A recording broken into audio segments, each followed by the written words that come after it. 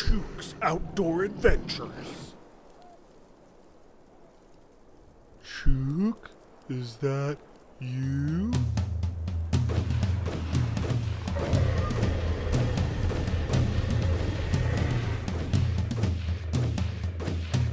No! F***ing Chuke!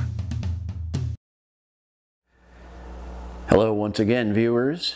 Well, it's time to revisit the Ruger 5.7. I've had a lot of fun with this little pistol, but I'll tell you some of my thoughts at the ending here on what I ended up doing with it. Big surprise. But be sure to check out Chuck with Alaska Ballistics. This same time, he's releasing a video with the chronograph and some of the ballistic data that he collects on those two different ammos I have with the Ruger 5.7. So I'm going to go ahead and do the penetration test.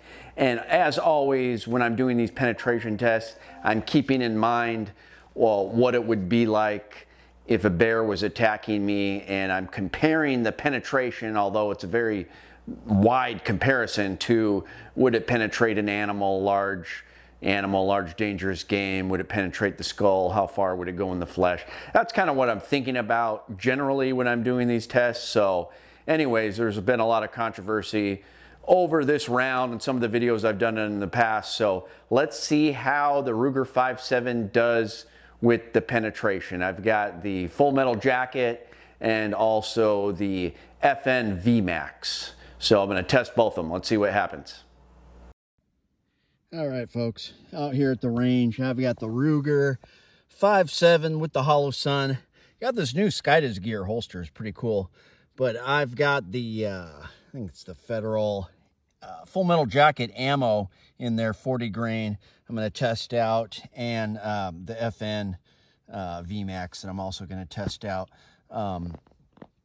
Really excited about it. This thing is, and people diss this thing. I love it. I think it's great. Oh, look at that. That's a good, I really like that hollow sun. And there you go. You can see the crosshairs. I think Trijicon's a better optic, but I really like the display better on these hollow suns. That thing is sweet. Anyways, I'm just really pleased with this 5.7. I've been actually able to stack a decent amount of ammo with it despite the pandemic. We're going to do a little penetration test. Chuck does the chrono test as always, but we're going to do a penetration test. I've got a ceramic plate. It's what Chuck and I kind of simulate a bear skull with. I've shot a bear skull with the 9mm. It's a big myth that the bear skull is super hard. Sometimes glancing blows do fly off of a bear skull, but I've been able to penetrate it with basic 9mm. We got some water bottles, so I'm gonna see if I can capture each bullet. The VMAX, I'm gonna use a melon. So let's see what we get. Got the Ruger 5.7 with Federal full metal jacket. So we're gonna see what kind of penetration we get here.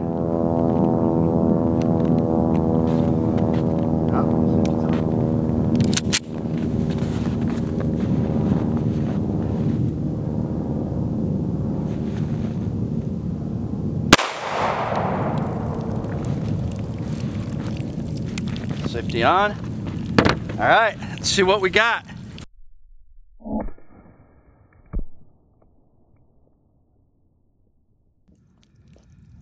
Okay, as we can see, the plate is shattered. There is literally, this is the only sign of the plate. And I made a horrible shot, and it went down through the table, I guess. I didn't even get it into the, gosh dang it, Chuke. I didn't even get it into the, all right, maybe my hollow sun's off. It just went down. Is that a bullet fragment? No. I didn't even get it into the side. All right, let's try it again. Chuke, you idiot. Oh, wait, we do have a bullet fragment there. That was not there before. Interesting. And a piece of plate. It really did a number on that plate, explosive damage. All right, I'm gonna try to get a better angle on.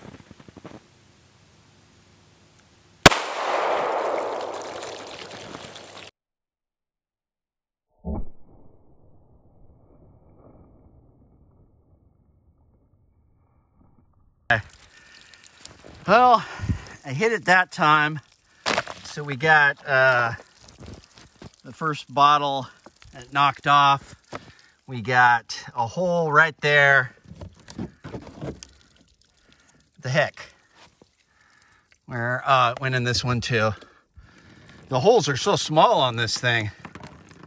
The small hole right there. And it did not. Oh yeah, we got a small hole right there leaking out the bottom. I wonder if the bullet's in there. Now we got in and out.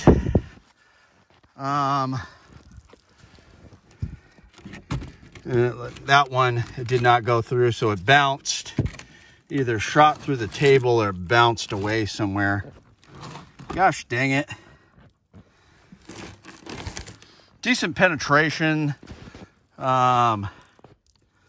Through at least 4 water bottles. VMAX FN ammo.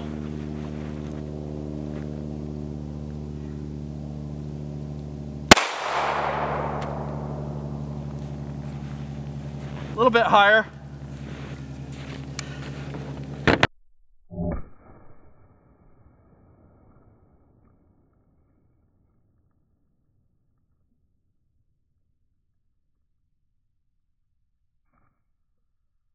All right, I see a bullet.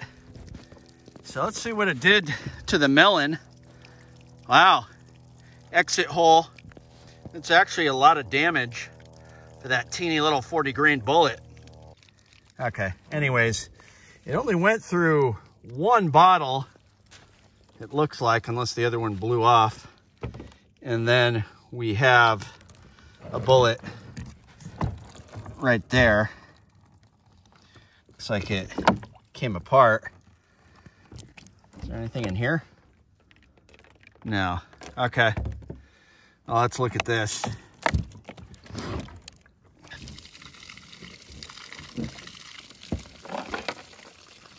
Okay, there's some separation. Pretty interesting though. That's a lot of explosive damage for this teeny little bullet. Definitely separated, so probably not the best bear defense round. There is a lot of energy there and a lot of speed, but it didn't penetrate that well and it didn't stay together, separated. But if you did hit a bear, I mean, that's going to do a lot of damage right there. Okay, well, as you can see, I was a little frustrated with the Full Metal Jacket. I couldn't capture a bullet. It just varied so much. I'm sure I was making some poor shots, but it seemed to have some of the same problems that Chuck and I had with extreme penetrators at times, where it deviated. Anytime it hits a layer that is different outside of a bottle, it'll deviate. And I believe that's why I couldn't capture it, because I tried 5 or 6 different times to capture that Full Metal Jacket and I couldn't. It did penetrate into at least 3 bottles. It did a lot of damage, explosive damage on that plate, and penetrated, so I think it could be a good choice for certain applications. We'll talk about that. And finally, the VMAX was very explosive, and I mean, that was just explosive damage. It didn't penetrate that far and it separated, but that was to be expected. It's a VMAX. There you have it. I think there's more power loaded into the VMAX, but the Full Metal Jacket penetrated better. Now, would this be good for bear protection? Obviously not. LW Road was making some good points that with the limited recoil, shot placement is everything. He thinks it would be a good choice for bear protection, but only if you could get the special steel core armor piercing rounds. And I have to admit that that is an interesting thought. 20 round capacity, very accurate, very low recoil. You would be able to hit the bear in the brain, but the more I think about it, it's like teeny little lasers just making the bear mad. So I liked it at first, but I've already gotten rid of the gun. Big surprise. I had a lot of ammo with it, so I got a good deal, and I've got a bunch of other guns that I traded and bought. So I'm happy. I have to admit and agree with Chuck that it is kind of a gimmick gun. It's not that useful for me unless I'm on a trap line killing coyotes at close quarters. A lot of the stuff that I was planning on doing with it, I could do almost as well with a 22. Not quite as well, but almost as well. It's just such a small round that I don't believe it has a lot of applications for me here in Alaska. I'm not going to use it for bear defense. It is kind of a fun little varmint round, but to tell you the truth, it's just been annoying trying to find ammo for it. You cannot find ammo at this time for, even though other different calibers are slowly coming in, I can't find any 5.7 ammo. So it's just been annoying. I've got a surplus of 22, and so that for my uses, 22 is going to be fine for small game and that kind of thing. So I will have to say it's a novelty. That's what it is. So if it makes you happy, buy one, absolutely. If I had a lot of steel core ammo and a PS90, I would absolutely have kept this gun and probably used it. But let me know what you guys think in the comments. But big surprise, I don't have one anymore. Thanks, guys. It's Chuke, your friend in the field. My name is Chuke. I like to trade my guns just for fun, but now I have none. Oh, look, get shot by a bear, but I don't care. I got a 10mm. Chuke's Outdoor Adventures. Watch you go,